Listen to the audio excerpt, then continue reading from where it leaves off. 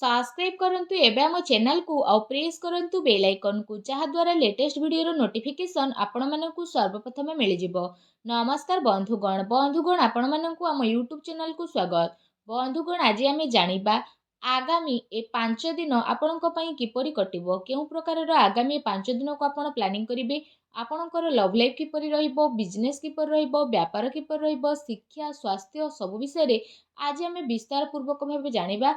तेणु भिडियो आग को आरंभ करने पूर्व आपन को रिक्वेस्ट, जदि आप चैनल नुआ करी चैनल को सब्सक्राइब करने सह पाखरे आसुवा बेल आइकन को क्लिक कर दिंतु।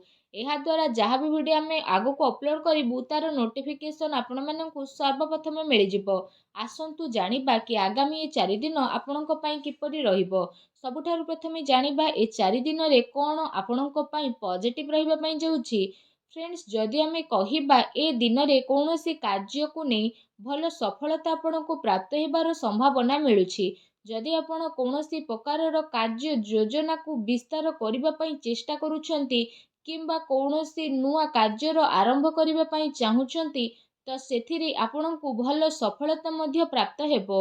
फ्रेंड्स, एहा सहित जदि कहिबा भूमि भवन वाहन आदि किणाकिणी पाई मध्य भल जोग मध्य बनुछि।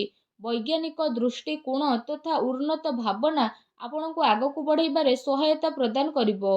बड़ लोकंकर सहयोग आशीर्वाद आपणक उपरे बनिकी रहइबो। फ्रेंड्स, एहा सहित जो समाचार को आपण प्राप्त करिबा पई काफी समय रु प्रयास करी आसुथुले तो सेही सबुरे आपणको सफलता अवश्य ही मिलिबो। केवल निजर कार्य को योजनाबद्ध उपाय रे करिबार आपणको आवश्यकता रहिछि। चाकरी पई दिया जाइथिबा प्रतियोगी परीक्षार परिणाम आपणको सपक्ष रे मध्य जीवो। आपण आपणकर लक्ष्य प्रति पूर्ण रूप से एकाग्र चित्त रहिबे। आपणको सफलता अवश्य ही ए दिन रे प्राप्त हेबो। ज्ञानवर्धन पुस्तक को पढ़िबारे निजर समय को व्यतीत करंतु। ता सहित कौनसी आध्यात्मिक तथा प्रतिष्ठित व्यक्तिंकर आशीर्वाद आपणको ए दिन रे मिली पारे और मार्गदर्शन मध्य मिलिबो। सामाजिक गतिविधि रे टिके दूरता बनेकी रखंतु। एथिरे समय व्यर्थ हेबा सहित आउ किछि आपणको प्राप्त हेबो नाही। दिन अपेक्षा आपण राति को अधिक गुरुत्व देबे। दिल अपेक्षा दिमाग रु कथा सुनिबा पई चेष्टा करंतु, जहा द्वारा आपणकर स्वाभिमान कौनसी भी परिस्थिति रे हिम्मतर साथ छाड़िबो नाही। एहा आपणकर सबुठारु बड़ संपत्ति अटे। संतानकर शिक्षा संबंधित कौनसी महत्वपूर्ण कार्य होई पारे। शिक्षा संस्थान रे आपणको शुभ फल मिलिबो। अनुभवी तथा जिम्मेदारी लोकंकर मार्गदर्शन आपणको आहुरी अधिक मजबूत करी देबो। जो कारण पई आपणको उचित परिणाम मध्य हासिल हेबो एवं आपणको मन बहुत ही प्रसन्न मध्य रहइबो। आसंतु जानिबा आपणको पई दिन रे कोन नेगेटिव रहिबो। फ्रेंड्स, भूल कथार प्रतिकार करिबा द्वारा ओ कारण रे ही लोक आपणकर विपक्ष रे जिबे। आपणको सबु कार्य बहु संयमता और गंभीरतार सह करिबार अछि। टिके भी लापरवाहीर परिणाम घातक आपणको पई होई पारे। कौनसी संपर्कियों स्वास्थ्य को नहीं ए दिन रे आपणकर टेंशन रहिबो। विद्यार्थी हास परिहास एवं मनोरंजन आदि व्यर्थ कार्य रे पड़ी निजर पाठपढ़ा सह समझौता करंतु नहीं।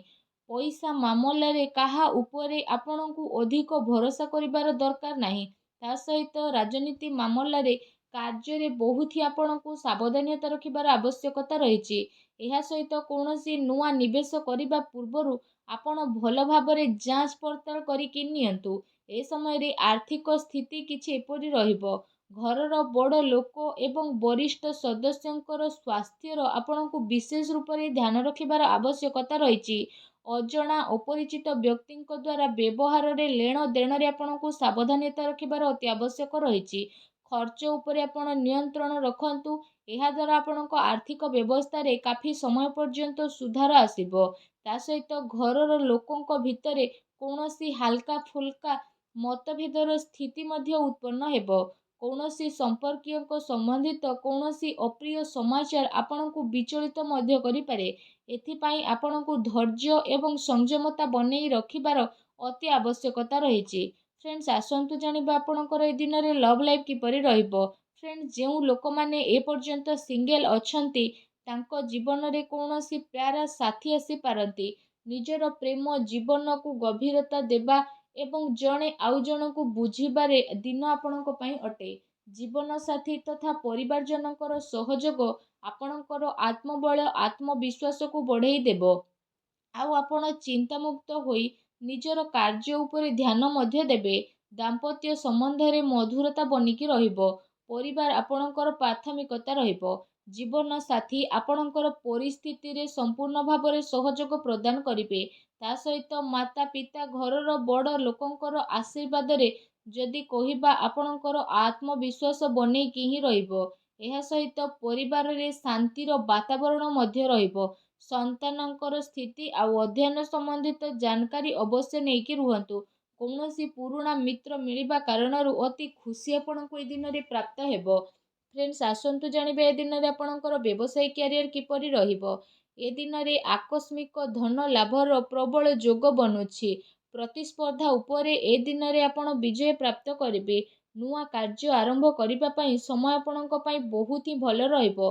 ତା ସହିତ କାର୍ଯ୍ୟ କ୍ଷେତ୍ରରେ କାମର ଅଧିକତା ରହିବ ଏବଂ ଦିନ ଦୌଡ଼ାଦୌଡ଼ିରେ ବ୍ୟତୀତ ହେବ। ଫ୍ରେଣ୍ଡସ୍, ଏହା ସହିତ ଆପଣ ପୂର୍ବ ସମୟରୁ ନିଜର ବ୍ୟାପାରରେ ଯାହା ବି ପରିଶ୍ରମ କରି ଆସୁଥିଲେ ତ ସେସବୁରେ ଆପଣଙ୍କୁ କାଫି ସମୟ ପର୍ଯ୍ୟନ୍ତ ସକାରାତ୍ମକ ପରିଣାମ ହାସିଲ ହେବ ତଥା କାରବାରର ବିସ୍ତାର ସମ୍ବନ୍ଧିତ ନୂଆ ଯୋଜନା ଆପଣଙ୍କର ବନିବ, ଯାହା ଆପଣଙ୍କ ପାଇଁ ଅବଶ୍ୟ ହିଁ ଲାଭଦାୟକ ଭରା ସାବ୍ୟସ୍ତ ହେବ। ବ୍ୟବସାୟରେ ନୂଆ ନୂଆ ପ୍ରୟୋଗ ଦ୍ୱାରା ଅମଳ କରିବା ଆପଣଙ୍କ ପାଇଁ ଅତି ଆବଶ୍ୟକତା ରହିଛି, କାରଣ ବର୍ତ୍ତମାନ ସ୍ଥିତି କାରଣରୁ କାର୍ଯ୍ୟନୀତିରେ ପରିବର୍ତ୍ତନର ଜରୁରୀ ରହିଛି। ଯଦି ଆପଣ ଭୂମି ଆଦି ଜିନିଷରେ ନିବେଶ କରିବାର ପ୍ରୋଗ୍ରାମ ବନଉଥାନ୍ତି ତ ଆପଣ ଏସବୁରେ ନିବେଶ କରିପାରିବେ। ଏ ସମୟ ଆପଣଙ୍କ ପାଇଁ କାଫି ଅନୁକୂଳ ଭରା ରହିବ, କାରଣ ଆଗକୁ ଯାଇ ଏହା ଆପଣଙ୍କୁ ବହୁତ ହି ଲାଭଦାୟକ ସିଦ୍ଧ ହେବ। ଫ୍ରେଣ୍ଡସ୍, ଆସନ୍ତୁ ଜାଣିବା ଏ ଦିନରେ ଆପଣଙ୍କର ସ୍ୱାସ୍ଥ୍ୟ କିପରି ରହିବ। ଫ୍ରେଣ୍ଡସ୍, ଏ ଦିନରେ ଆପଣ ଆପଣଙ୍କର ଶରୀରର କ୍ଷମତାକୁ ବନେଇ ରଖିବା ସହିତ ନିଜର ସବୁ କାର୍ଯ୍ୟକୁ ପୁରା ଶାରୀରିକ କ୍ଷମତାର ସହ କରିବାରେ ସଫଳ ହେବେ। ତା ସହିତ ଏ ଦିନରେ ଆପଣଙ୍କର ସ୍ୱାସ୍ଥ୍ୟ ବହୁତ ହି ଭଲ ରହିବ। ଆପଣ ନିଜକୁ ଚିନ୍ତା ମୁକ୍ତ ଏବଂ କାଫି ଊର୍ଜାବାନ ଅନୁଭବ କରିବେ। ତା ସହିତ ନିଜର ସ୍ୱାସ୍ଥ୍ୟକୁ ଆହୁରି ଅଧିକ ଭଲ ରଖିବା ପାଇଁ ଆପଣ ପ୍ରତ୍ୟେକ ଦିନ ଯୋଗ କରନ୍ତୁ, ବ୍ୟାୟାମ କରନ୍ତୁ ଏବଂ ସୁସ୍ଥ ରୁହନ୍ତୁ। ଫ୍ରେଣ୍ଡସ୍, ଆସନ୍ତୁ ଜାଣିବା ଏ ଦିନରେ ଆପଣଙ୍କ ପାଇଁ କ'ଣ ବିଶେଷ ଉପାୟ ରହିଛି। ଏ ଦିନରେ ଆପଣ ସ୍ନାନ ଆଦି କରିସାରିବା ପରେ ଭଗବାନ ସୂର୍ଯ୍ୟନାରାୟଣଙ୍କୁ ତମ୍ବାର ଢାଳରେ ଜଳାର୍ଘ୍ୟ ଅର୍ପଣ କରନ୍ତୁ। ଏହା ସହିତ ପକ୍ଷୀମାନଙ୍କୁ କିଛି ନା କିଛି ଖାଇବାକୁ ଦିଅନ୍ତୁ ଏବଂ ନିଜର ସାମର୍ଥ୍ୟ ଅନୁସାରେ ଗରିବ ଲୋକଙ୍କୁ କିଛି ନା କିଛି ଦାନ କରନ୍ତୁ। ଦେଖିବେ ଆପଣଙ୍କୁ ସଫଳତା ପ୍ରାପ୍ତ ହେବ ଏବଂ ଆପଣ ପାରୁଛନ୍ତି ଯେତେ ନିଜର କ୍ରୋଧ ଉପରେ ସବୁବେଳେ ନିୟନ୍ତ୍ରଣ ରଖିବା ପାଇଁ ଚେଷ୍ଟା କରନ୍ତୁ, ଯାହାଦ୍ୱାରା ଜୀବନର ପ୍ରତିଟି କ୍ଷେତ୍ରରେ ଆପଣଙ୍କୁ ସଫଳତା ନିହାତି ଭାବରେ ପ୍ରାପ୍ତ ହେବ।